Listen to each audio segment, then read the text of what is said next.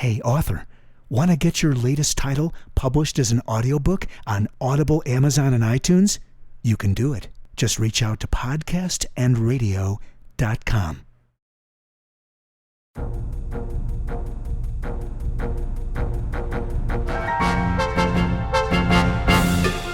Welcome to Literary Latte, the podcast that celebrates the written word. I'm Linda Bouchard. Okay, grab your favorite caffeinated beverage and settle in because you won't want to miss 1 second of this episode. My guest today is Andrew Gross, the New York Times bestselling author of over a dozen thrillers, including The Blue Zone and 15 Seconds. He's co-authored 6 books with James Patterson. A few years ago, Andrew sought a new creative canvas and began writing historical thrillers, beginning with The One Man, which drew inspiration from his family heritage. His new book, Button Man, continues in that vein. It intertwines horror, history, and heroism. Every story has a story, and Andrew Gross tells one of the best in Button Man. Today, we'll talk about the inspiration for his new book, about his collaboration with James Patterson, and the way he weaves fact and fiction to create his compelling historical thrillers. Plus, he's got some great advice on the importance of taking ownership of your craft. Andy, it's a pleasure to have you here. Well, thank you. Thanks, Linda, and thanks for the kind words. Oh, well, they're all true. Your new book, Button Man, shows the scope of your storytelling talents, Andy. Mm-hmm. And so I'd like to know where the story idea came from and how much research did you have to do before actually sitting down to write it? Well, where do stories come from? Much of this is autobiographical. Autobiographical meaning my family story. And the hero of this book, Morris Robb, is somewhat based on my grandfather. And as we discuss the book, I'll share some of the similarities. Now, where does a book really come from? I was at Thriller Fest, which is, for your listeners, a convention in New York where most of the thriller community converges. And I was having a beer with David Morrell, who is a well-known figure who created the Rambo series character, and we were somehow going over family stories, and I conveyed one of mine, which was of my grandfather as a young man when he first started out in business, having to guard he was in the rag trade, having come up from the Lower East Side, mm-hmm. and in the 1920s, and because he decided to stand up to the Jewish mob, which had taken over the garment unions for their own gain, he was forced to guard his inventory. So he would ride in his trucks of dresses, actually fur collared coats at that time. Mm-hmm. And he would ride in the back with a loaded shotgun. And he would just sit there on a stool while they were making deliveries to Bonwit Teller or Lord and Taylor with this loaded gun that he would, be prepared to stand up and face anybody who hijacked the truck. And David's listening to this, and he's going, "Man, this is amazing. This is the kind of story that should be told." So that's kind of what the origin was, because up until that point, I didn't really think that anybody other than my own family would be interested in the kind of tales that we would tell. But, it is the story of a young man who grows up on the Lower East Side, the only one in his family who was born here, the rest in Poland, who has to quit school at 12 years old in order to help support the family, and apprentices in a garment factory. And by the age of 19, he's in charge of the entire factory.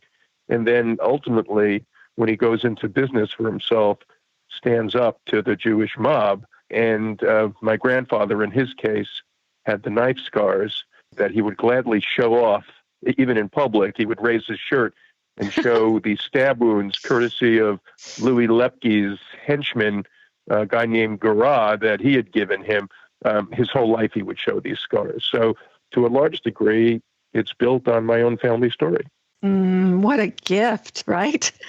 I suppose, it's the one man actually was built off of my wife's family stories. So I've been mining these territories for a couple of books. And in my own way, I've really begun to believe that giving voice to these family tales, because they're really rich first generational stories, is now, my sort of sacred responsibility as an author, not just to entertain or thrill my own readers, but to give voice to these stories that would die off if someone didn't tell them. Absolutely. And what an homage and tribute to your family by doing that. And it sounds like it could have really been a memoir. Did you ever consider that? Yes, I actually, unfortunately, I'm not paid to write memoirs, and I did struggle in all seriousness with whether I could do this book, because I am paid to write thrillers, and so I had these stories, and a lot of the stories are really rich, larger than life stories in the book about, taking on these mobsters and how my grandfather got started, and literally almost didn't even have a command of English. Yiddish was his first tongue, and had to then at some point go out and actually be the front man for this business, and because he just was the one who was bold enough to do it. And so, I didn't really want to turn these stories into entertainment stories, meaning, put them in the form of a thriller, when to us they were, it was kind of sacred territory. And so I did struggle with whether I could do this as a thriller, and I hopefully I've achieved it. It's really kind of a boy to manhood story, and then as the book progresses, I think becomes a pretty gripping book as the character Morris Robb and his brothers face off against these murderous, Jewish, mob characters who were the toughest hombres in New York at that point. Your listeners may not be familiar. I mean, people who sort of grow up in these Jewish environments, we all really know of these figures. But in the 1920s and early 30s, the toughest gangsters in New York were the Jews. And the Italians actually would farm out their dirty work, would farm out their hits to the Jews, who then turned it into a business for profit, hence the name Murder Incorporated. And the guy that my grandfather and the character in this book face off against is the head of Murder Incorporated, who was someone named Louis Lepke, who was the most notorious killer in New York at that time. And as you are alluding to, Andy, Button Man features so many of the real-life characters from the 30s era in New York, and you weave that in so seamlessly into the fictional account. Was that difficult to balance that fact and fiction, and how did you approach that? Well, I wanted a story that was based in the history of the time. And of course, my main character, whether he's based on a real person, my family, he's fictional. And, he's created by me to be a character. He's a big, tough guy who was always comfortable using his fists, Morris Robb, but he has this unshakable moral center. And so I wanted him in a world of real people. So he certainly navigates through a world of gangsters who were famous, whether it's Lepke, Garat, Dutch Schultz. Dutch Schultz actually plays a big part in the book. And also Thomas Dewey, who was the special prosecutor who was brought in then to face down the mob. And for listeners who remember the book Ragtime, it does sort of, I think, echo Ragtime, where these people are all interacting with real people. But actually, I kind of call the book a combination of Great Expectations meets The Godfather, because Great Expectations, because it is a boy to manhood story, a rags to success story, based on a background of class struggle, and at the same time, The Godfather, because of its depiction of organized crime, with uniquely cultural representation. Now, when The Godfather, it was Italian, but in this book, it's the Jewish mob. Right. And you pull it off beautifully because it is really that touchstone to great expectations is evident, whether it was conscious or not. And the way you weave these real characters and they walk among the fictional ones lends the narrative really an overall sense of realism and gravity. It's just beautiful. Well, that's what I was trying to do. And of course, for those who might know some of the fates of the real people, it does also give a sense of, as you say, gravity and this impending, I don't want to say doom, but that's going to take place because the history is there to be read. So I'm just borrowing it for a little while for the sake of the story.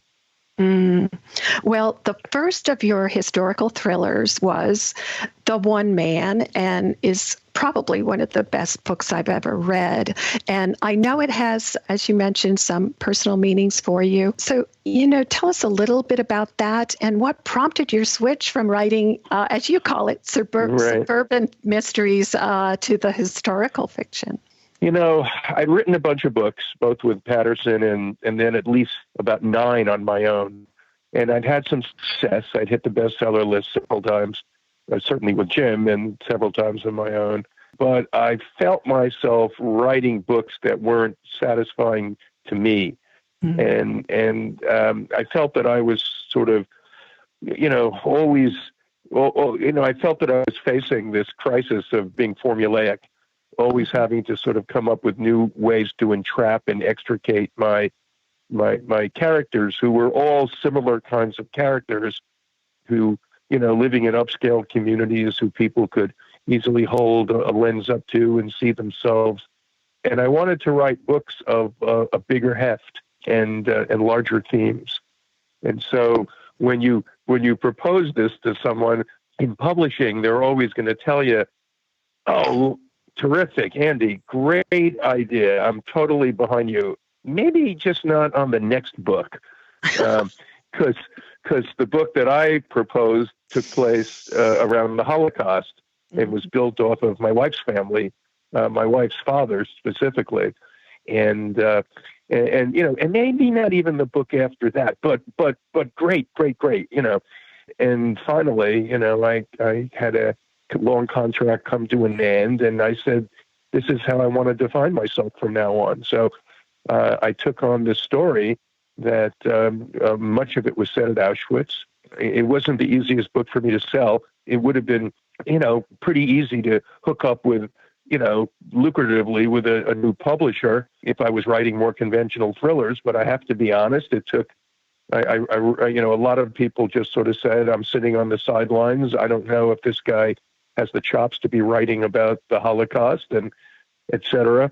I wrote the book, actually, outlined the book, and I sold the book from an outline, wrote the book.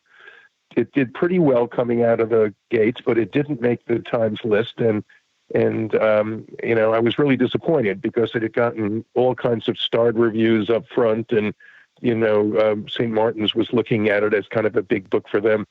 But it ended up having by far the longest legs of any book that I've ever written, and now it's become my biggest selling book ever. So, it's just a rich, important sort of, book based on a Jewish family. He's here, he becomes an American, but the main character, but there's a lot of reminiscence of his time in Poland, and it's built off of my father-in-law's memories and some of his history. It's a pretty gripping book, and I think one that'll make most people cry at the end. So, it's ended up being my largest book, and I suddenly realized this is not just a passing thing. This is the territory that I want to live in from now on, And so I wrote another World War II book called Saboteur, which all of a sudden is sort of in the forefront of the news because just 3 or 4 days ago, it's about a heavy water sabotage in Norway. That was one of the most valorous acts of World War II. And the lead saboteur just died 3 or 4 days ago at 99 years old. And his bio was reprinted in just about every paper in the world. So if anybody wants to read what the real story is behind it in fictional form, pick up The Saboteur. And then Button Man, which, by the way, for your readers, everybody, not a lot of people know it, a button man not only sort of brings up, this book really does focus on the early years of the garment business in New York, but a button man was slang back in the day for a mob hitman. So it has that dual meaning that I think works well with the book. Great. Thanks for clarifying that. That double entendre is so clever. I love that. And what you just... Yeah, I wish I thought of it. It wasn't mine. It was my publisher, actually, after we were having a lot of trouble coming up, titling is a whole different thing. And the title that I wanted and worked with the whole way through was Rag Wars. And at some point, they just decided they didn't want to go with that. And it took a lot of back and forth, and a lot of tempers began to get, frayed. But all of a sudden, they came up with, what about Button Man? So it works perfectly, I think. Right. And the title of a book is so important, as you know. So, own it, Andy. And what you just explained is such a great takeaway for other writers because, it's so important to follow that pull of your inner compass, as you have just said so beautifully, and the importance of taking ownership of your craft, because The One Man is your biggest selling novel after you made that switch. So that must give you some satisfaction that you did make the right decision. Yeah, it does. I still have, occasionally. It's funny. I flew back from Florida yesterday, and this woman next to me, I just put this on Facebook, actually. This woman next to me said, when she found out what I did, said, "Oh, my God, you wrote The One Man. It's one of my favorite books ever, blah, blah, blah." And then as we were getting off, the woman in front of me turns around and says, "Did I hear right? Are you Andrew Gross?" And by the way, this doesn't happen to me every day. She goes, I've read every one of your books except for those histories. Those histories, no, I'm not interested in them. I like thrillers. And then she goes, I said, "Well, that's too bad. You're missing all my good books." And she goes, "Well, I just read The One Man." I said, "Well, that's one of the histories. What did you think of that?" She goes, "I loved it." And then she goes, "And I just read Button Man." I said, "Wait a minute. Then you're totally up to date." She goes, "Yeah, but someone told me you wrote these boring histories." So I don't know. But, I guess I like where I am. It's a challenge.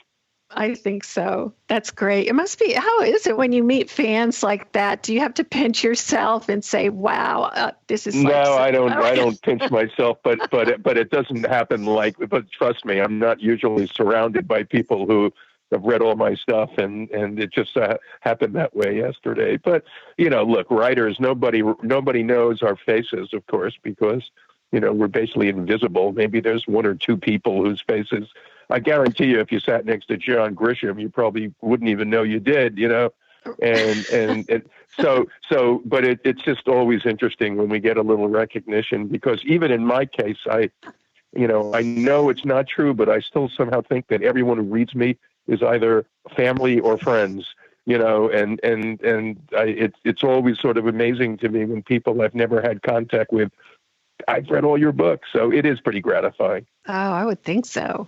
Absolutely. So let's back up just a little bit, if we could, Andy, and talk about your collaboration with James Patterson, and how did that begin? And a second part of that is, how does a writing partnership like that work? Well, as for the second part, I think for years that was something that was sort of expected to remain private, and I can't speak to how other people do it. And I haven't worked with Patterson in 15 years now, but I met him because I used to be in business, and I was actually in the ski and tennis business, clothing business, and was managing. Maybe people know, Head Skis, Head Tennis. It's a pretty big company worldwide, and I was managing that, and then I had a company called Le Coq Sportif, which was a French activewear company.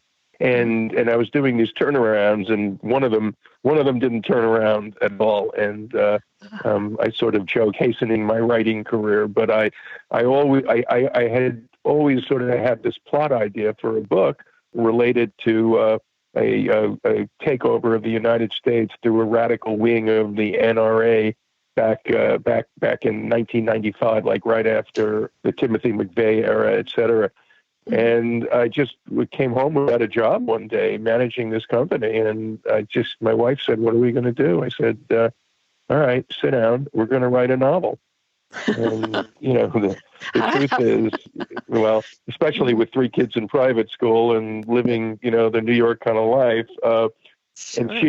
But as I always joke, my wife was a 10-year yoga teacher at that point. And so self-actualization was really high on her priorities. So I knew I had that sale made. And I basically just said, I want a year to write this book, and then we'll see where it takes us. And of course, it didn't take a year. It took a year to put words on paper, another year to polish it, and another year to try to market it and find an agent.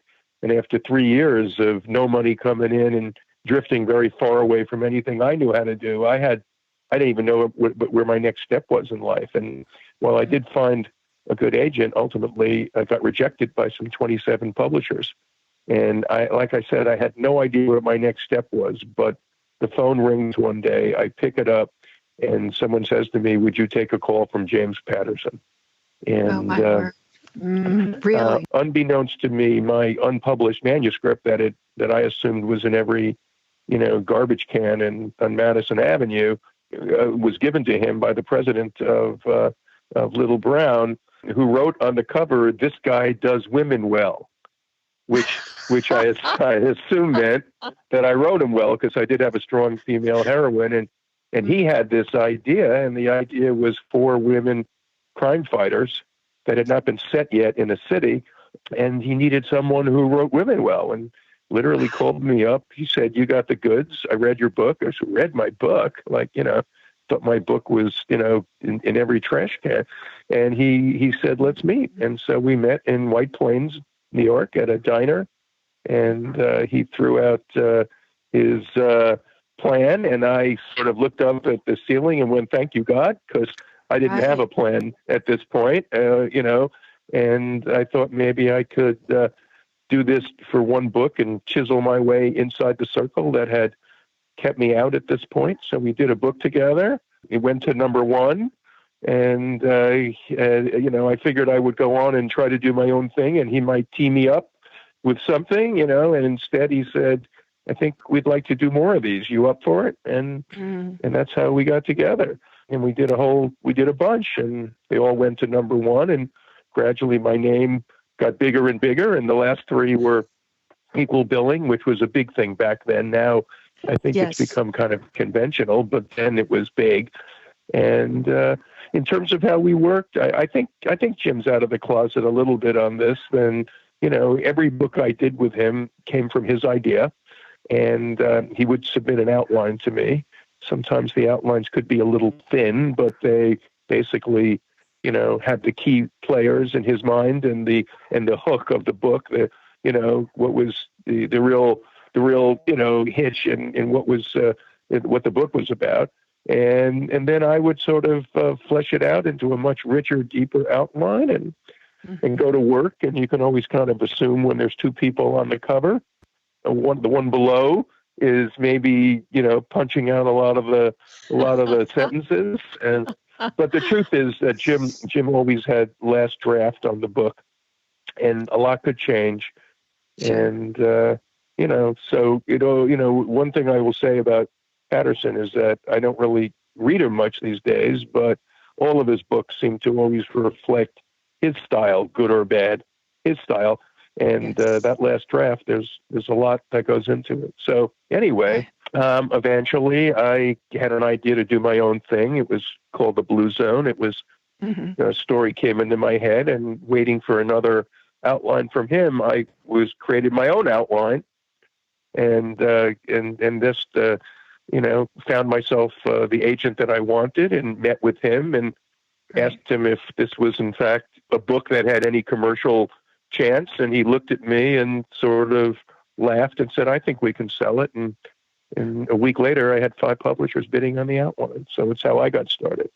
And there's so much serendipity involved in the publishing world, and so many paths to publication. And yours is just amazing. That never happens. It's pretty unique. Yeah, it never happens. And of course, you're right about the serendipity and the ironies as well, because my first book that never got anywhere, it still is just a floppy disk. I've never even converted it. But if that book had been published, which was my dream at that point, certainly nobody wanted a book to make it more than I wanted that book to make it. It probably would have printed 5,000 copies, and who knows how it would have done, and who knows if I would have had a next book or a book after that. And so the way that I came in the business, I was fortunate because I was Patterson's first co-author, and it really gave me kind of bestseller status when I went to do my own thing.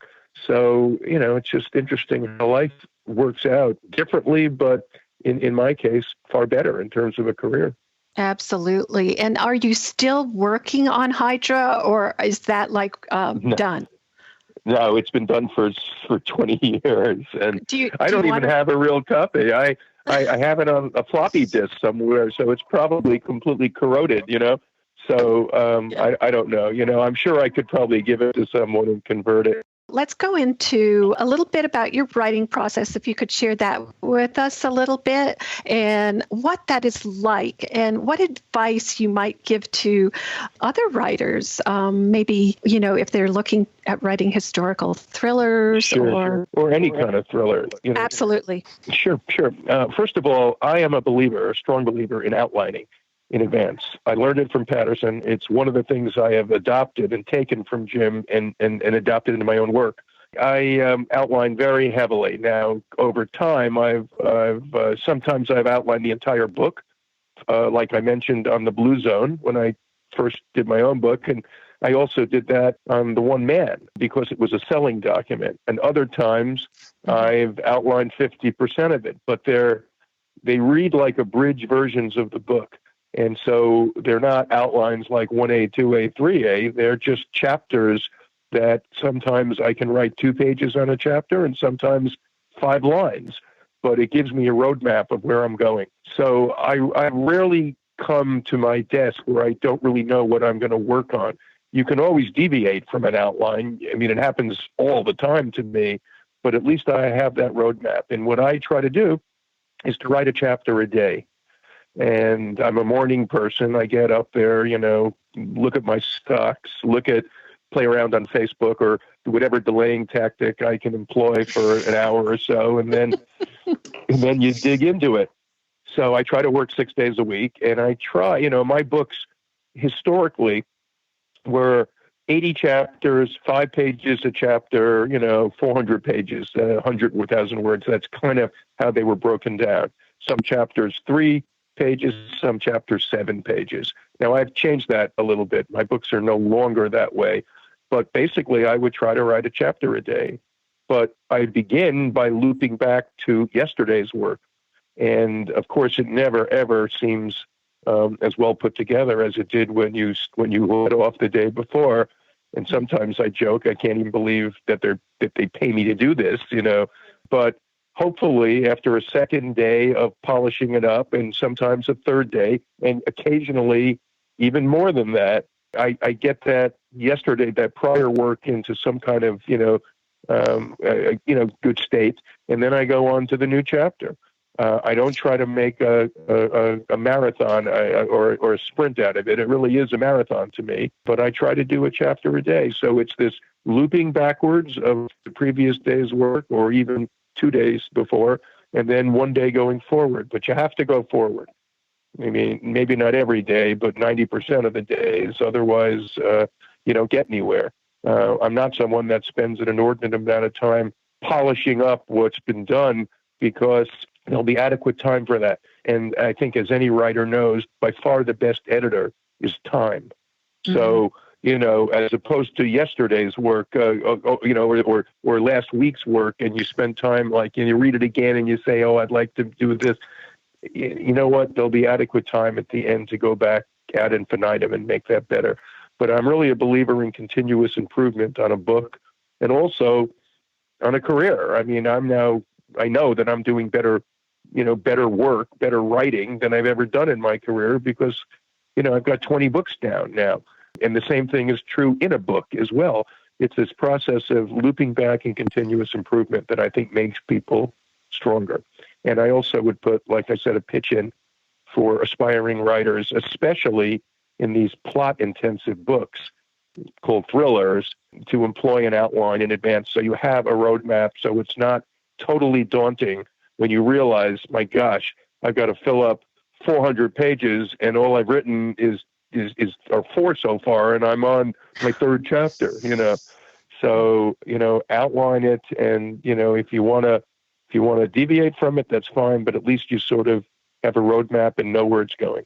Andy, in closing, what do you hope your readers take away from Button Man? Well, it really is at heart the story of someone with, I mentioned before, this unshakable moral center who stands up to evil, who stands up to corruption when no one else will. And so it's very much a story of courage and of an individual that faces overwhelming force. And I think all of my books employ that theme. So, that, and it's a rich cultural history of Judaism, of Jews who arrived in this country from 1905 into, the early parts of the 20th century. And I think it'll read kind of like an everyman book because, all cultures really, all cultures are similar in their own way, but it has a lot of resonance, a lot of lore. And, so against that backdrop is the story of this person who stands up to intimidation, extortion, and murder. Well, Andrew Gross, it has just been a pleasure talking with you. Congratulations on Button Man. Thank you very much. It's been a pleasure being here. Enjoyed it. Oh, you're welcome back anytime.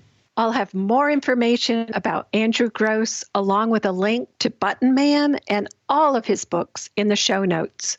Button Man is published by Minotaur Books, a division of St. Martin's Press, and is available online and at your favorite booksellers.